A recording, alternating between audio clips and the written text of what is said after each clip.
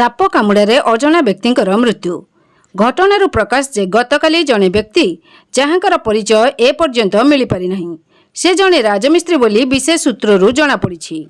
गतकाली जाजपुर जिलार डुबुरी ठारे उक्त व्यक्ति राजमिस्त्री काम लिप्त थिबा समय कौनसी एक विषधर सर्प तांकू कामुड़ी देइथिला। संगे संगे तांकू जाजपुर जिला धानगदी मेडिकल रे स्थानीय लोके भर्ती करथिले।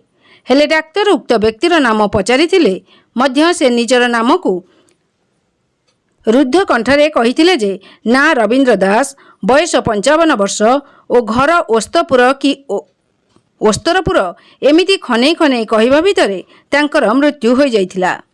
संगे संगे जाजपुर बड़ मेडिकल रे तांकर पोस्टमार्टम होइथिला। हेले परिचय अभावरू उक्त शबर कहीं हामसरी पहुंची पारुनाहांती। शब एबे मध्य मेडिकल गृह मध्य संरक्षण करी रखा जाइछि। जदि कौनसी सहृदय व्यक्ति मृत व्यक्तिंकर फोटो चिन्ह तांको परिवार को जणाई पारंते तेबे लोकटीर सठिक भाव संस्कार सहित शुद्धिक्रिया मध्य संपन्न होई पारंता। कटक जिल्लारू जिला प्रतिनिधि पवित्र ओझांक रिपोर्ट, दुर्गा न्यूज 24 ओडिया।